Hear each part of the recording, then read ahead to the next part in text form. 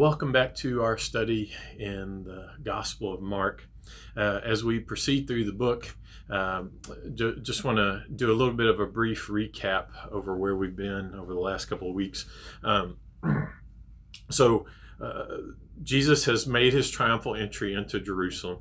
In doing that, on the way in, he curses the fig tree. And then he clears out the temple shortly thereafter.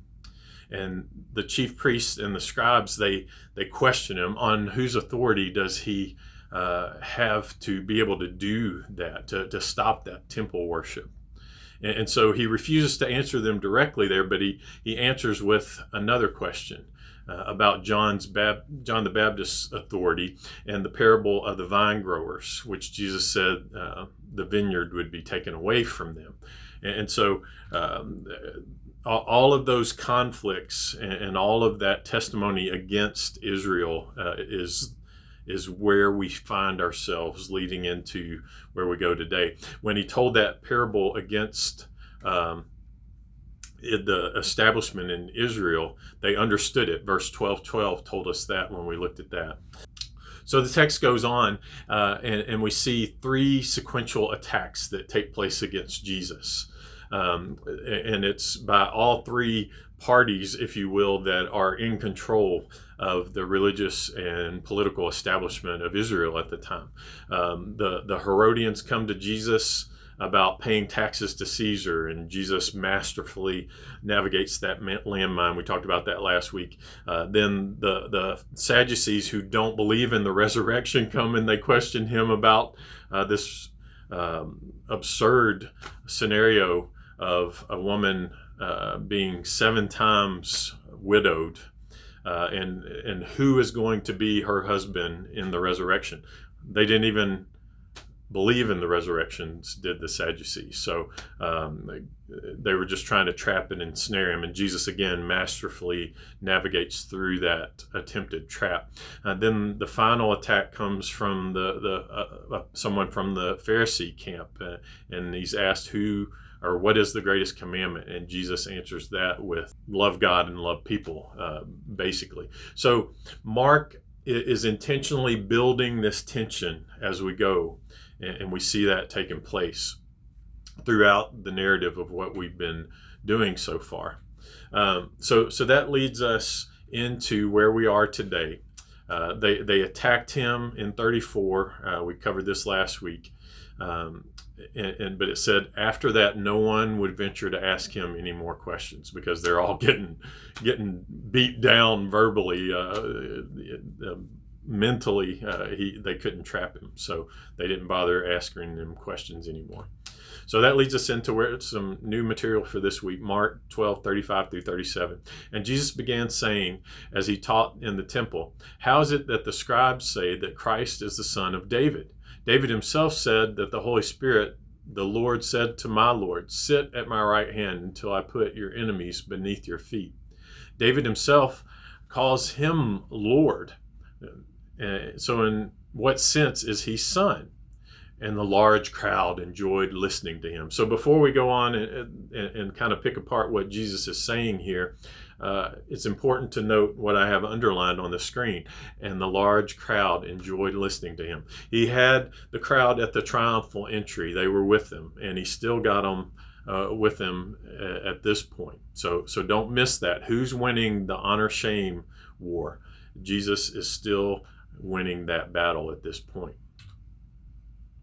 So the question that Jesus lays out here is, how can the Messiah, this idea that they had in their head was going to be this military leader, this military king that would take the oppressive boot of Rome off of the neck of Israel? That's what's in their mind. How can he be this great military figure, the Messiah, and also be an inferior role of son of David? So he's saying, if your system is right, why does David contradict himself? That's what Jesus is laying out to them with this counter challenge against them. And so what Jesus is saying in all of this is, my honor as the Messiah is who Jesus is claiming to be here. He says his honor is higher than David's honor. And so when we see it, how he progresses through all that, we see who wins the honor challenge.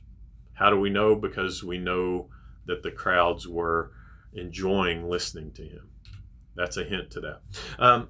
So moving on, verses 30 and 40 of chapter 12 says, in his teaching, he was saying, beware of the scribes who like to walk around in long robes and like respectful greetings in the marketplace, in the chief seats in the synagogues and places of honor at banquets, who devour widows' houses and for appearance's sake offer long prayers.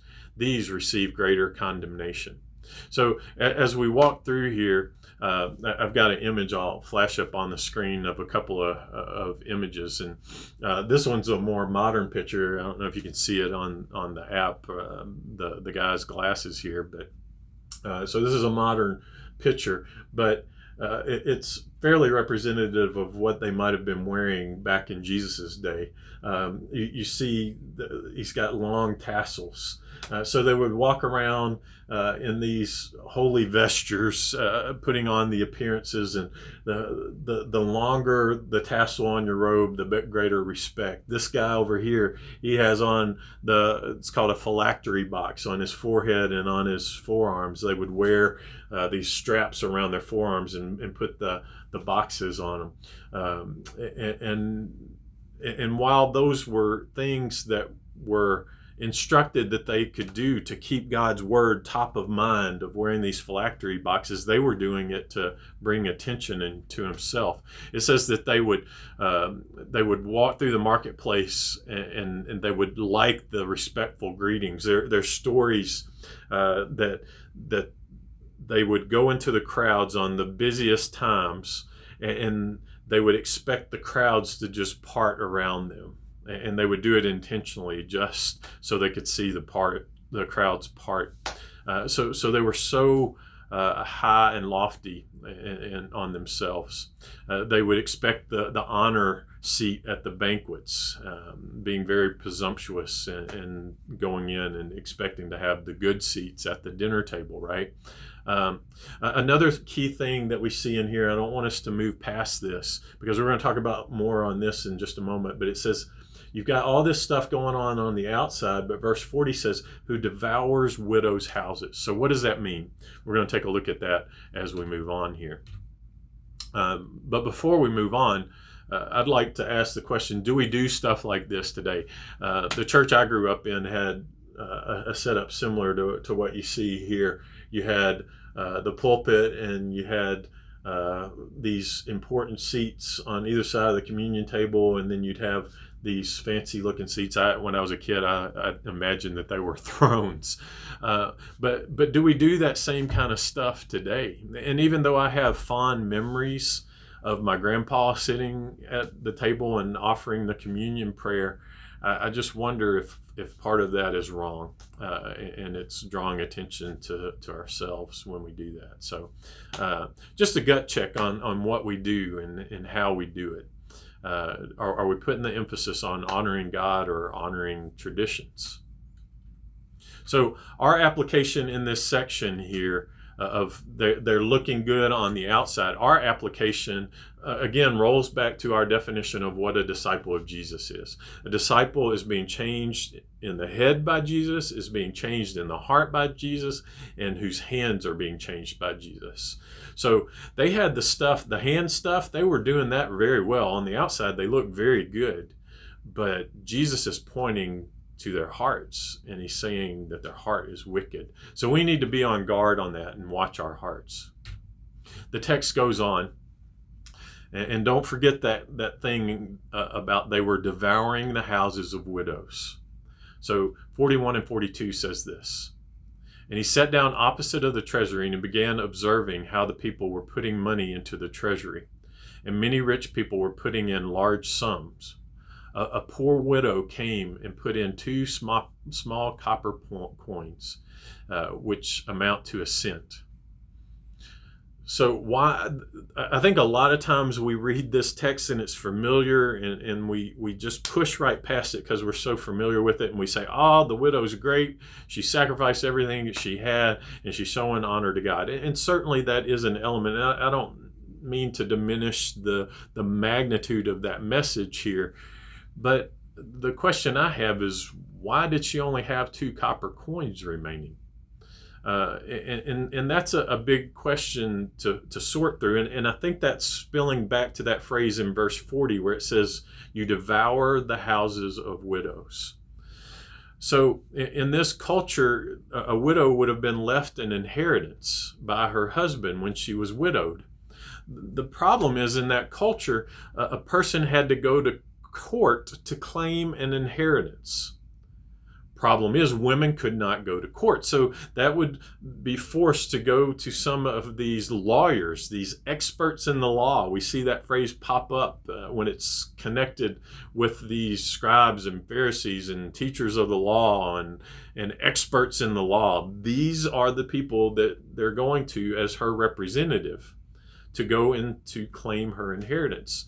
And what the practice would have been is they would find loopholes to make her pay taxes, an excise tax, a death tax, a widow's tax. They would just come up with all this stuff to exploit and devour the house of the widow.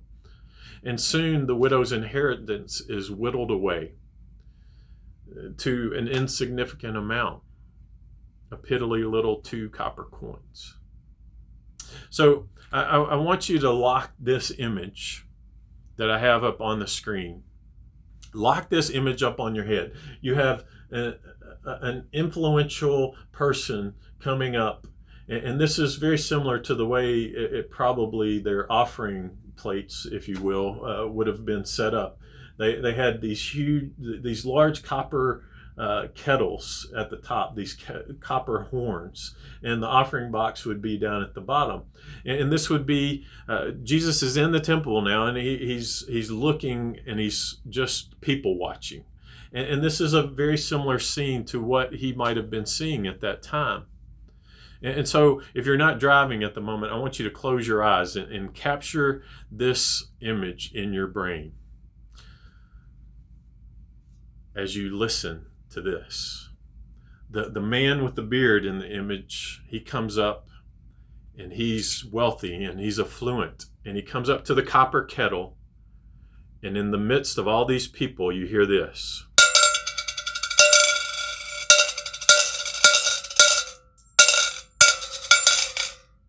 You hear the ring of the loud, large coins ringing on the kettle horn. And then the lowly little widow comes up, and you hear this.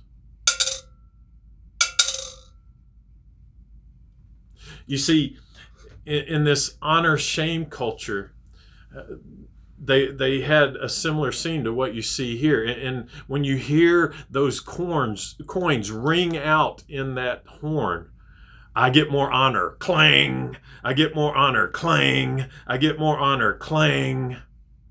And then the widow comes up, no honor, tink, tink. So what does Jesus say? Who should receive the honor? Let's see what he says. Verse 43 and 44 says, calling his disciples to him as he's watching this scene play out, he's saying, truly I say to you, this poor widow put in more than all the contributors to the treasury, for they all put in out of their surplus, but she, out of her poverty, put in all she had owned, all she had to live on. What Jesus is saying here is the widow deserves the honor. He had just won these honor-shame battles. The crowd was listening to him intently, and they were amazed at what he was saying. Yet instead of him taking the honor on himself, he points to the widow. And when he does that, he's showing that how his kingdom operates. He's showing the identity of himself. He does not promote self. He points to the widow and shows her honor rather than himself. He's showing that the mission that he is there to execute is one of sacrifice, and it's the one of the humble is the one that gets the honor. His way is a different way of seeing things. So as we enter chapter 13, keep this in mind. Okay, keep this scene that we just played through in mind. He's in the temple and he's just watched all this stuff go on. He's just called out curses on the temple and overthrown it just short time before this. Okay, so you got to remember the context of what has been going on.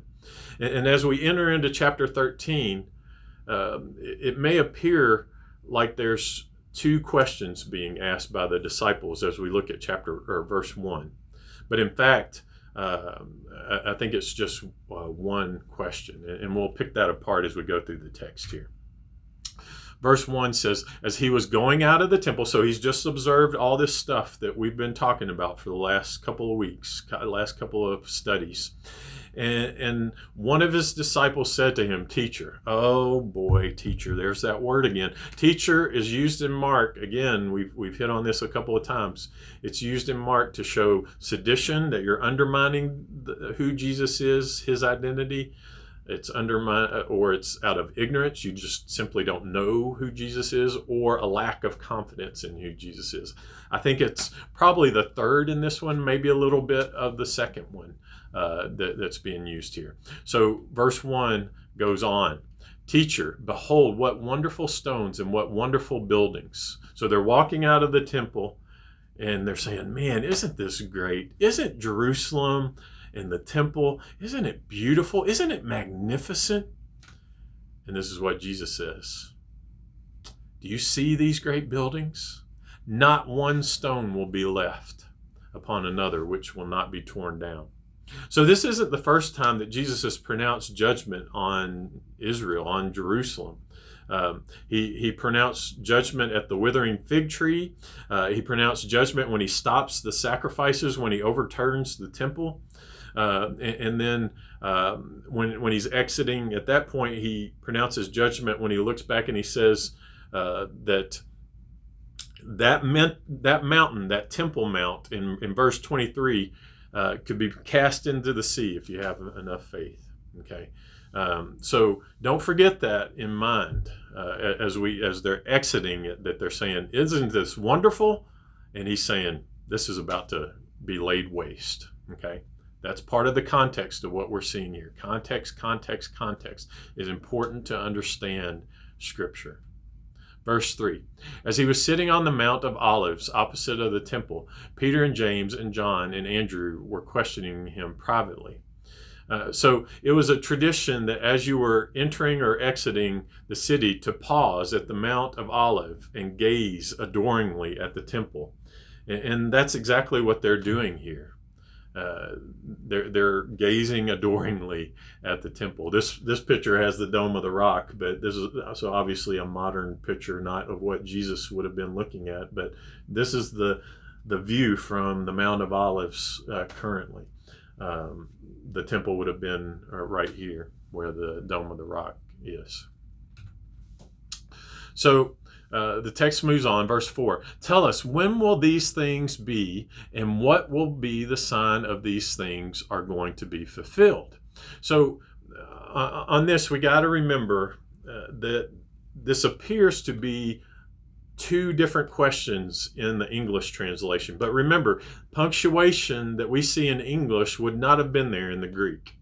The way the Greek is constructed here, it would have been looking at the question, the kai, which is translated here as and that kai, probably in a more literal translation, would read something like this. Say to us when these things will be. That is, what is the sign when all these things are to be fully completed? So it's not two separate questions that they're asking here. It's a follow-up question to the first one. Okay, so we need to read that with like they're expounding on the question. They're giving more details to the question that they're asking.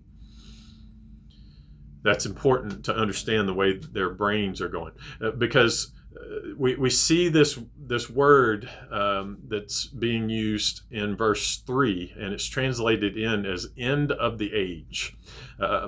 In Mark 13:4, it says a similar idea. It says, tell us, when will these things be, and when will be the signs when all these things are going to be fulfilled? Matthew 24, 3 says very similar. As at the same scene, it's the parallel passage. He was sitting on the Mount of Olives. The disciples came to him privately, saying, "Tell us, when will these things happen, and what will be the sign of your coming and of the end of the age?"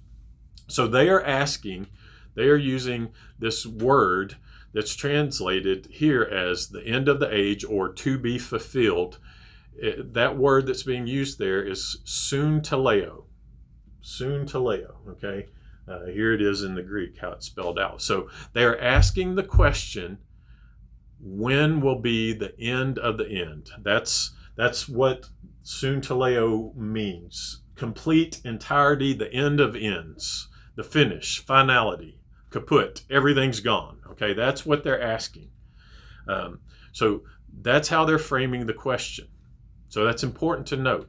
So in the mind of the disciples, if the temple is destroyed, it is the end of ends. Nothing else happens after that. So what they do is they conflate two major events together because of what the temple represented to them. To them, the temple was the intersection of heaven and earth. So there had been a destruction of the temple previous to this, but that was done by Babylonians, okay? This second temple that they are now in, Jesus is talking about the destruction of that, and they're saying if this destruction this time is done by God, by the Messiah, then it must mean that it's the end of all times, right? That must be what Jesus is talking about. And it lines up with a passage from Zechariah 14, 1-5. It says, "A day is coming for the Lord when the spoil will be taken from you and divided among you. I gather all the nations against Jerusalem to battle, and the city will be captured. The house is plundered, the women's ravished, half of the city exiled, but the rest of the people will not be cut off from the city. The Lord will go forth and fight against those nations, and when he fights on that day of the battle, in that day his feet will stand," guess where? On the Mount of Olives, where they are standing right now, looking back, adoringly staring at Jerusalem, at the temple. So his feet will stand. This is a prophetic passage in Zechariah 14. His feet will stand on the Mount of Olives, and the Mount of Olives will be split in its middle from east to west by a very large valley, so that half of the mountain will move to the north, half to the south. You will flee by the valley of the mountains, for the valley of the mountain will reach to Azel. Yes, you will flee as you fled before the earthquakes in the day of Uzziah, the king of Judah. Then the Lord my God will come, and the holy ones with him." So the Jewish lens on this, the temple destruction would take place at the end. And where they are standing at this discussion all takes place, and it points them to a historical event, to one historical event in their mind, not to two separate events. The problem is Jesus does not view it as one event, and he'll go on to explain that as we proceed. And we'll pick that apart as we go. 13:5, it says, "And Jesus began to say to them, see to it that no one misleads you." So he says to them, who is the them and who is the you? You is used a lot in this chapter, and it's used intensively. So why? Why is it used intensively? He's saying, see that no one misleads you. And who's he talking to? He's talking to his disciples. You can go back to the early part of this passage here. He's talking to the disciples. The first part of chapter 13, it says he's talking to his disciples. So the emphasis of you would be a clue that he is talking about the destruction of the temple, not the second coming, at which point the yous in the audience at that time would be dead, right? So as we move through this text, does the description of the event line up with the destruction of the temple? We're going to ask that question as we go through these next several verses. Does the description of the events line up with the destruction of the temple that takes place in 70 AD? So first event that he's saying, does this line up? Okay. Mark 13:6, many will come in my name, saying, I am he, and will mislead many. Many what? Many false prophets, many false messiahs, many false teachers is what he's talking about here. And they're going to try and mislead many. They're even going to try to mislead the disciples who he's talking to right there. A guy named Horsley wrote a book called Bandits, Prophets, and Messiahs. And in that book, he lists historical figures that would have claimed to be political role or movements or big religious roles and movements.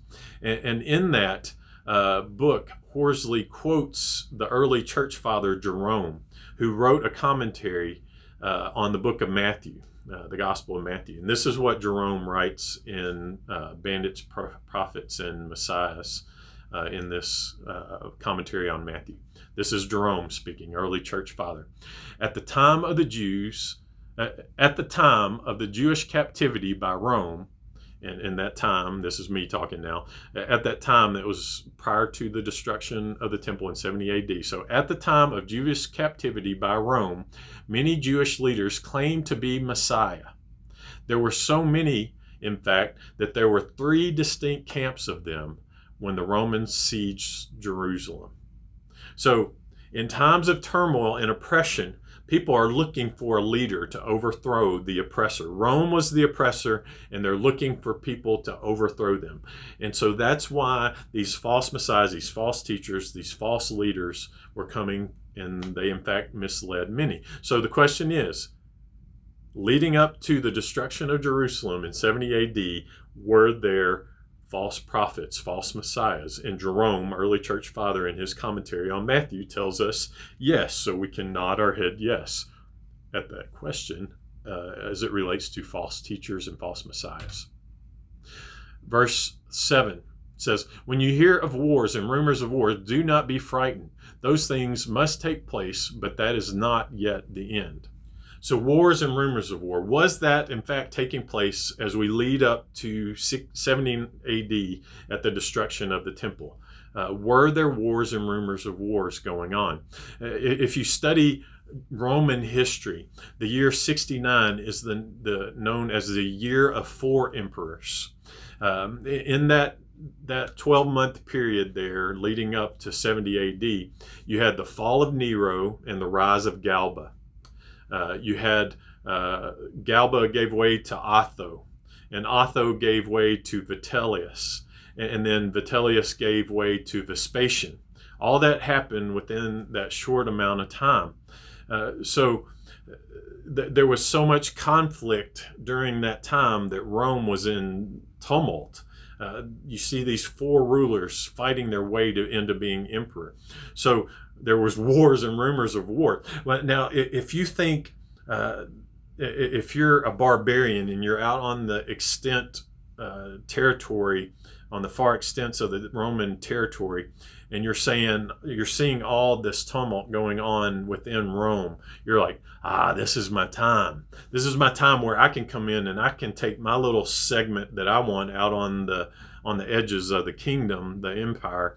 I can take that back for my own. So all the barbarians they were opportunists. They were taking opportunity of all the internal turmoil in Rome, and they were attacking, and there were wars and rumors of war going on the edge. So can we ask the question, and can we answer it, the question of, were there wars and rumors of war taking place leading up to 70 AD? Yes. It was known as the year of 4 emperors, so much tumult. An important thing to note here, as Jesus says this and asks this questions of wars and rumors of war, he says, but that is not yet the end. These things must take place, but that is not yet the end. He doesn't use that word soon telo here. He uses the word telo. Soon telo means the end of the ends. Telo, it points to something more along the lines of the conclusion of an act or a state, something, the end of a part of a series, if you will. So he's answering it with a different word entirely. And that's important to note here. Okay. Verse 8. For nation will rise against nation and kingdom against kingdom. There will be earthquakes in various places. There will also be famines. These things are merely the beginning of birth pangs. So were there earthquakes? Were there famines prolific leading up to the destruction of the temple in 70 AD? E.L. Toombs, in his book, Interpreter's Dictionary of the Bible, states classical and modern authors record that there were at least 17 major earthquakes in the Palestine area during the early Christian era. One in Asia Minor in 60 AD was so massive that it wiped out the cities that we know as, from the book of Revelation, Laodicea, Hierapolis, and Colossae. All the New Testament, not just Revelation. But Hierapolis and Colossae received funds from Rome to rebuild, while rich Laodicea refused the funds, saying, "We don't need your funds, Rome. We're rich enough. We'll take care of ourselves." And it points to the pride that Laodicea had that's called out in the book of Revelation. So earthquakes were prolific. What about famines? Remember, one of the reasons Paul traveled from city to city, aside from the spread of the gospel, he was collecting offerings to send back to the suffering church in Jerusalem. Josephus records in Jewish Wars 6.3 through 4 a graphic description of a famine when the temple was being destroyed, leading up to the time it was being destroyed. I'm going to read an excerpt from that in our next study, but it's a very graphic image of how desperate the famine was during this time. So can we answer the question, were earthquakes going on and were famines going on leading up to the destruction of the temple in 70 AD? And again, we can nod our head yes. The text goes on in verse 8, for nation will rise against nation and kingdom against kingdom. There will be earthquakes in various places and there will be famines. These things are merely the beginning of birth pangs. So what are birth pangs? When a woman's having birth pains, you know the end of the process is approaching, but the end is not here yet. You know that a new creation is about to come on the scene, right? It's inevitable. The dad can't say, "No, honey, wait, I haven't painted the nursery yet," or "No, honey, I haven't assembled the crib yet. Just hold on a minute." When you see those birth pains, famines, earthquakes, wars, all this stuff, you know that the end is coming. It's nothing you can do about it. It's going to happen.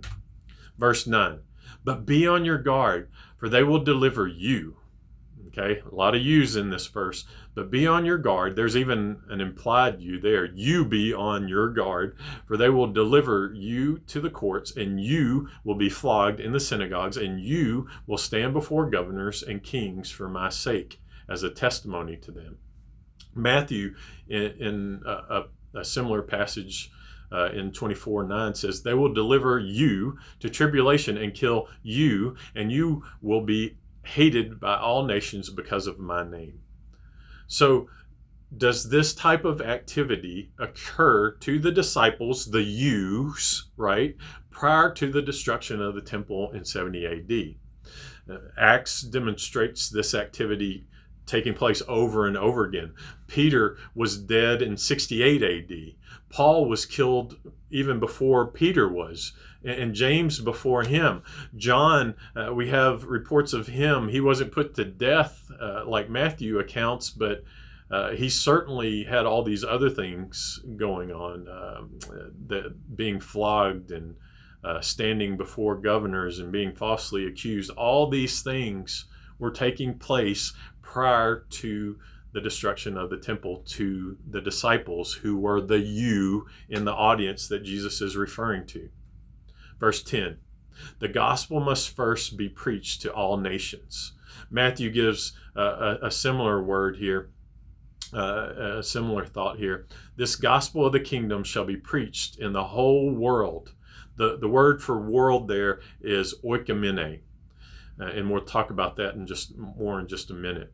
The gospel will be preached in the whole world as a testimony to all the nations, and then the end, the telos, end of a series, is the word that's used there, will come. So at first glance here, it seems to indicate that Jesus just jumped from pre-70 AD to end times. But let's look at what oikomene means here, okay? So oikomene often was used by the first century writer to point to the Roman Empire. Let's look at a couple of cases in the New Testament. Luke 2 says, "Now in those days a decree went out from Caesar Augustus that the census be taken of all the inhabited earth." The word that's used there is oikomene. So it is Luke saying that a census was taking place in ancient Asia? He says all the inhabited earth, right? He's using the word oikomene. Is he saying that over in South America, to the ancient cultures that it would have existed at this time in the first century, that they were included in Caesar's census here? No. What he was talking about was the Roman Empire.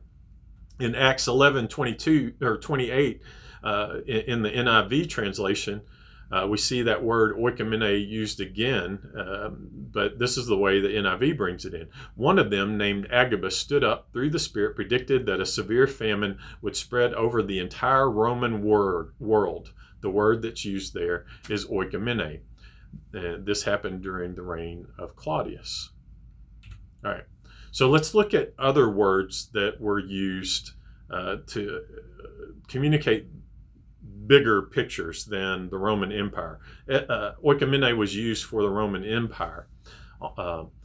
Other words like ethnos were used in the New Testament for the bigger idea of nations, of Gentiles. Let's look at some examples. Mark 13:10, "The gospel must first be preached to all the nations," ethnos, not oikomene. 1 Timothy 2:7, "For I was appointed a preacher and an apostle. I am telling you the truth. I am not lying, as a teacher of the Gentiles," ethnos, all right, not oikomene, "in faith and in truth." 1 Peter 4:3, "For the time already past is sufficient for you to have carried out the desire of the Gentiles," ethnos, not oikomene, "having pursued a course of sensuality, lust," and the list goes on. Revelation 11:2 says, "Leave out the court which is outside the temple, and do not measure it, for it has been given to you the nations," ethnos again, "and they will tread underfoot the holy city for 42 months. So in Paul's mind, when he's writing in the New Testament, does he think that he's writing to the oikomene or to all ethnic groups? So let's look at some of the words that he uses here. Colossians 1:6, "which has come to you just in all the world." Cosmos is the word that's used there, bigger word even than ethnos. "Also, it constantly bearing fruit and increasing, even as it is being done in you also, since you have heard it and understood the grace and truth, grace of God in truth." Colossians 1:23 says, "If indeed you continue in the faith, firmly established and steadfast, and not moved away from the hope, the gospel that you have heard, which was proclaimed in all creation." Kittis is the word that's used there. "And under heaven," Aranos is the word that's used there. Bigger words. He's saying that the gospel has been proclaimed in all creation and under heaven, and of which I, Paul, was made a minister. Okay? So in Paul's mind, the gospel has been proclaimed. Romans 1:18, "First I thank my God through Jesus Christ for you all, because your faith is being proclaimed through the whole world." Cosmos, all right? He's proclaiming the gospel through the whole world. So Paul seems to think that the gospel has been proclaimed entirely. So why am I spending so much time on this? Why is this such a big deal? Some think, either from an eschatological standpoint, an end time standpoint, or a missiology standpoint, that in order for Jesus to return, that we need to complete the Great Commission. Some think from an eschatological standpoint that this, and this all have to take place in order for Christ to return. As if God's timing is contingent upon our obedience. And see, why this is a big deal to me is it scares me whenever we do anything that distracts us from the imminent return of Jesus Christ. The urgency of the gospel, the urgency that's over and over communicated throughout the New Testament is that we need to be ready. He's going to come back like a thief in the night. We're not going to know when. So we need to be ready, and we need to get as many other people ready as we can. Anything eschatologically, theologically, missiology, or any other ology you want to put on there that distracts us from the sense of urgency is something about which I am very hesitant. So that's why I'm making such a big deal about all this and going into the detail of the Greek here. Verse 11. When they arrest you and hand you over, we see that you being used again, right? Do not worry beforehand about what you are about to say, but say whatever is given you at that hour. For it is not you who speak, but it is the Holy Spirit.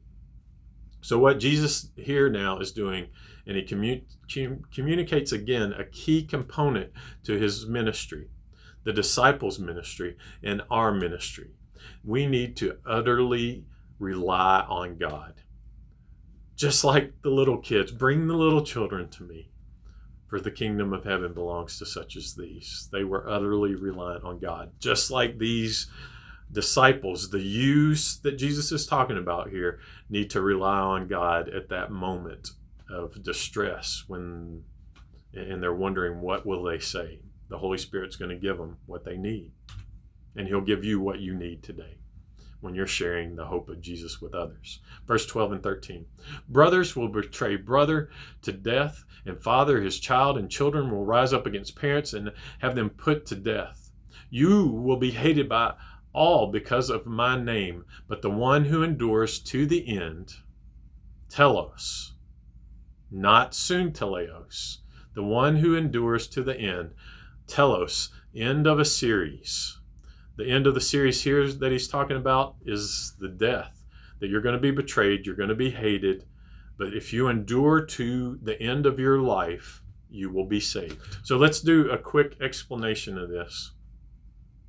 In soon telos, when it's used in the New Testament, it's always used as an absolute end of whatever is its object, without any possibility of anything continuing after it. Soon telos. That's how they framed their question at the beginning of the chapter.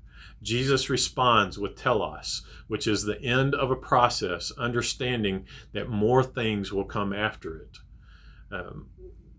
Verse 13:4, they use soon telos. In Mark 13:7, Jesus keeps answering the destruction of the temple is a telos, the end of a process, not the soon telos. Okay? You can't miss that technical Greek to get a full understanding of what's going on here. You got to understand the context. Context.